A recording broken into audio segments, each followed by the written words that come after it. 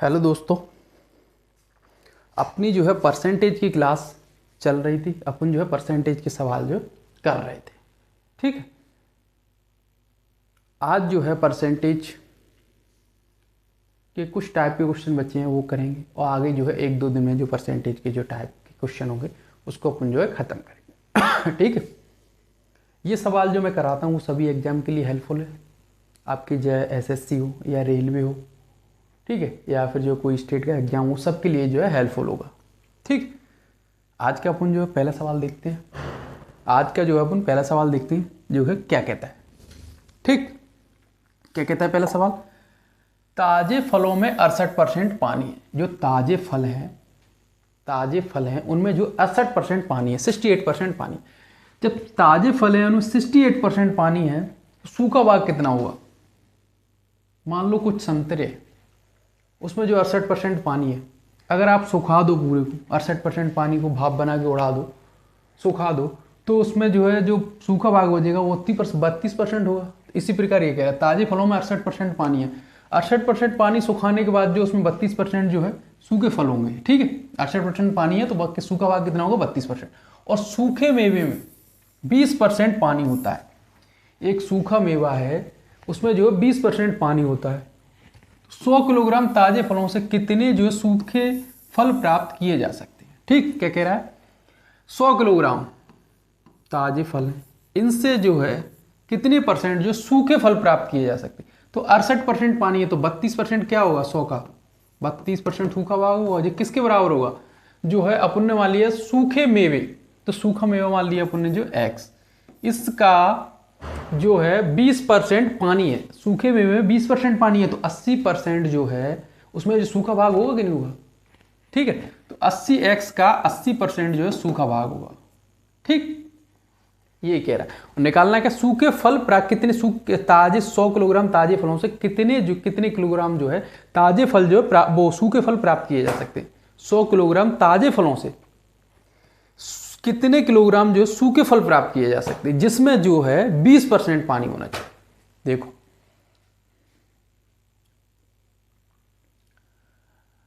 Percentage से percentage 20 चौक 80, 20 5 100 और 4 8 32, 8 5 40। कितना आ गया? 40 केजी। 100 किलोग्राम जो है ताजे फलों से 40 केजी जो है सूखे फल जो है प्राप्त किए जा सकते हैं।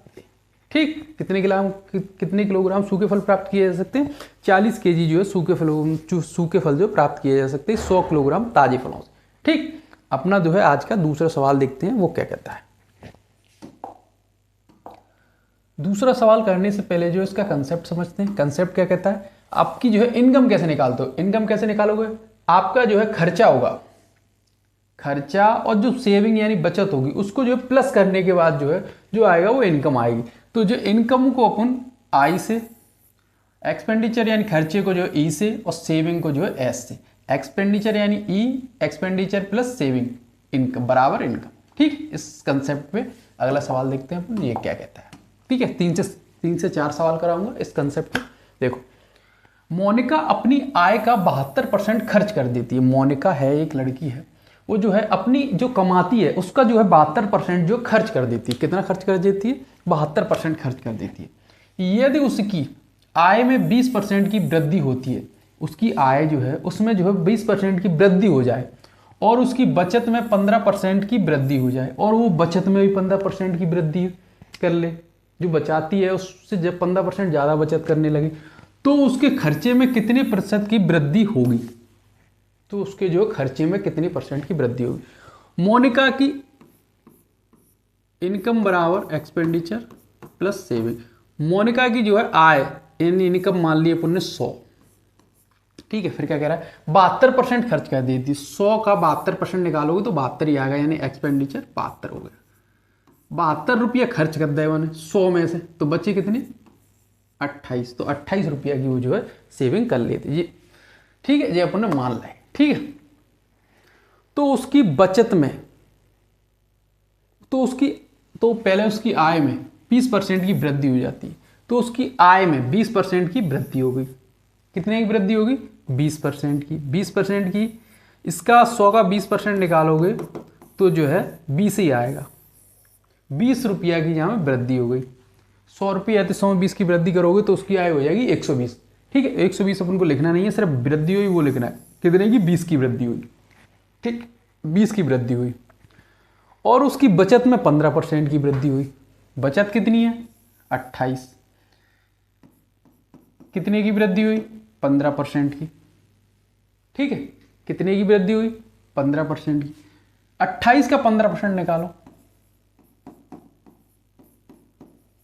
ठीक, 28 का 15%, 5 दिया 15, 5 दूनी 10, 2 से घटेगा 14, 14 दिया 42, 4.2 आ जाएगा। ठीक, कितने की वृद्धि हुई? 4.2 की वृद्धि हुई। उसकी इनकम में जो है 20 की वृद्धि हो रही है, यानी आय में 20 की वृद्धि हो रही है, और जो बचत में 4.2 की वृद्धि हो रही है। तो यहाँ भी तो कुछ वृद्धि हुई, तभी तो उसकी इनकम में 20 की वृद्धि होगी। तो यहाँ कितने की हुई? 15.8 की वृद्धि। हाँ, 15.8 की वृद्धि हुई होगी। 15.8 में 4.2 जोड़ोगे तभी तो 20 की वृद्धि होगी, उसमें 20 की वृद्धि होगी ना। ठीक है, उसकी इनकम में जो है 20 की वृद्धि होगी, और उसकी जो है उसकी जो सेविंग कितनी है? 28 में 15% की वृद्धि होगी। 28 का 15% जो है 4.2, तो उसकी जो है सेविंग में जो है 4.2 की वृद्धि होगी। अगर उसकी जो है एक्सपेंडिचर यानी खर्चे में जो है 15.8 की वृद्धि होगी, तभी 15.8 और 4.2 मिलके तभी तो होंगे 20, तभी तो उसकी आय में 20 की वृद्धि होगी। ठीक है, इस प्रकार करना है। ठीक है, तो 15 की वही तो पूछ रहा है वो। तो उसके खर्च में कितने प्रतिशत की वृद्धि होगी? तो उसके खर्च में जो है 15.8 की वृद्धि होगी। कितने की वृद्धि होगी? 15.8 की। किस पर होगी? 72 पर। 72 पे ही तो 15.8 की वृद्धि होगी। ठीक है, तो अपॉन 72 इंटू 100, इसको काटोगे तो आपका आ जाएगा 2 50 36, 2 से काटोगे फिर 18, 2 से काटोगे 2 7 14, 2 9 में 18, या 0.10 आएगा, 10 आएगा। ठीक है, 10 आएगा आपका, जो है 10 ये रहेगा, तो 10 से पॉइंट चला जाएगा। ठीक, जी वाला पॉइंट चला जाएगा। ठीक, तो 5 से इंटू करोगे, 5 9 45, 5 के 7 में करोगे, 5 7 35, 35 और जो है 4 39, नीचे बचा अपना 18, तो 18 से डिवाइड करोगे, 18 दूनी 36, बचेंगे 3, 18 एकम 18, 21 पॉइंट कुछ आएगा। आंसर आ गया सी। आंसर कौन सा आ गया? सी। ठीक, आगे करने की जरूरत नहीं, क्योंकि जो है ऑप्शन दूर दूर है। 21 पॉइंट आ गया, तो 21 पॉइंट कुछ आगे आएगा, तो 21 आपका आ गया सी ऑप्शन। ठीक है, अब देखते हैं अपना अगला सवाल। सवाल नंबर 3, ये क्या कह रहा है? राघव है, राघव अपनी आय का 80% खर्च करता है।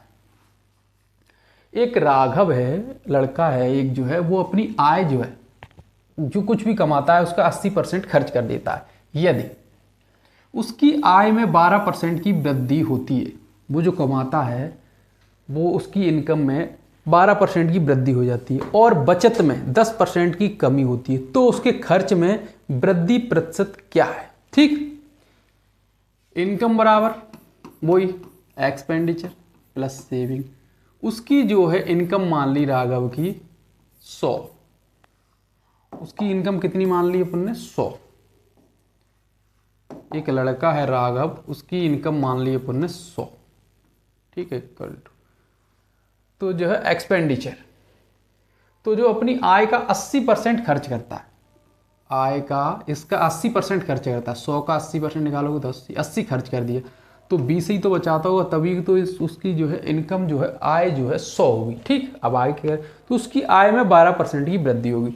100 का 12% निकालोगे 12 ही आएगा, तो उसकी आय में 12 की वृद्धि होगी। ठीक, इक्वल टू, आय क्या कह रहा है? और बचत में 10% की कमी हो जाती है। ये बचत है, सेविंग 20 है, तो इसमें जो है 10% की कमी हो गई। ये प्लस इसलिए रहेगा क्योंकि वृद्धि हुई है, माइनस इसलिए रहेगा तो कमी हो गई। ठीक है, माइनस इसलिए लगाते क्योंकि कमी हुई है, तो क्या कह रहे हैं? 10% की उसकी कमी होगी बचत में। 20 का 10% निकालोगे तो 2 आएगा। ठीक है, 2 की यहाँ कमी हो गई। ठीक, अब यहाँ 12 आना चाहिए, 12 कैसे आएगा? तो इसमें जो है 14 की वृद्धि हुई होगी कि नहीं खर्चे में, तभी तो इसमें जोड़ोगे 14 में से -2 घटाओगे, प्लस जोड़ोगे, अगर यहाँ प्लस का निशान है माइनस माइनस आ जाएगा, तो जो तब कितना आएगा आपका 12 आएगा। आया समझ में? इस चीज को आपको समझना है। 14 की वृद्धि हुई, किस पे हुई? 80 पर। 80 में ही तो 14 की वृद्धि होगी, वही हुई होगी, तभी तो जो उसकी इनकम 12 बढ़ेगी। ठीक, 20 पंगे 100, 20 चौक 80, 2 दूनी 4, 2 सत्ते 14, 7 पंगे 35 अपॉन 2, तो 2 से काटो कितना आएगा? 17.5%। ठीक है, तो क्या कह रहा है, उसकी जो है खर्चे में कितने की उसके खर्चे में वृद्धि कितनी? 17.5%। ठीक है, उसके जो खर्चा है, खर्चा कितना था? 80, 80 में 14 की वृद्धि हुई, और 14 जो है 80 का कितना परसेंट है? 17.5%। तो उसके जो है खर्चे में 17.5% की जो है वृद्धि हुई। ठीक, सवाल नंबर अगला देखते हैं। अगला सवाल क्या कहता है, ये देखो अगला सवाल क्या कह रहा है। अगला सवाल कह रहा है राधा, अब राधा की बचत उसके खर्च के 28% के बराबर है।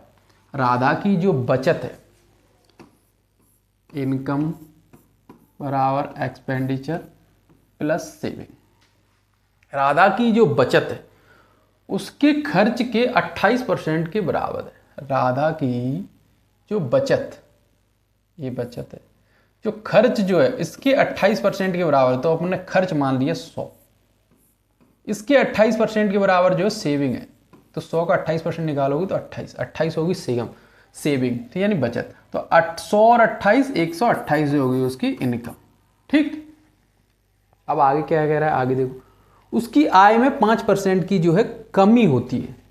उसकी जो आय है उसमें जो है 5% की कमी होगी, उसकी आय में 5% की कमी होती है, और उसके व्यय में 2% की वृद्धि होगी।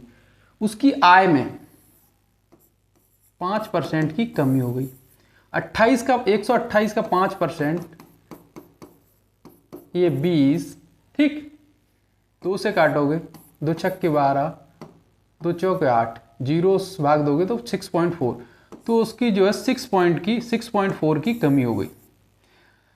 उसकी जो है आय में 5% की कमी होगी, और 128 का 5% निकालोगे तो 6.4 आएगा। ठीक है, कितना आएगा? 6.4 आएगा। ठीक, आगे देखो आगे क्या कह रहा है। आगे कह रहा है जो उसकी जो है व्यय में 2% की वृद्धि होगी। उसका व्यय कितना है? 100 का 2% निकालोगे 2 आएगा। ठीक, अब क्या कह रहा है, तो उसकी बचत में कितने की कमी हुई होगी? ठीक, उसके आय में 5% की कमी हो गई, यानी 6.4 की कमी हो गई, और उसके जो खर्चे में 2% की कमी, 100 का 2% निकालोगे 2 आएगा, तो जो है उसके खर्चे में 2 की कमी हो गई। अब जो है 6.4 की कमी करना है आय में टोटल में, तो 6.4 लाना है, तो 6.4 लाओगे या प्लस का निशान लगाओगे तो यह माइनस कितना करना पड़ेगा? माइनस का कितना आएगा? माइनस का आएगा 8.4। ठीक है, माइनस का मतलब कमी, परसेंटेज। ठीक है, तो 28 में 8.4 की कमी करोगे तब जो है आपका 6.4 की उसकी इनकम में कमी आई, क्योंकि यहाँ 2 बढ़ चुका है, ये 2 जो है बढ़ चुका है, इसलिए जो है -8.4 की कमी करनी पड़ेगी। -8.4 की कमी करोगे किस पर? 28 पर। ठीक है, 8.4 28 का कितना परसेंट है ये निकाल लोगे, तो 28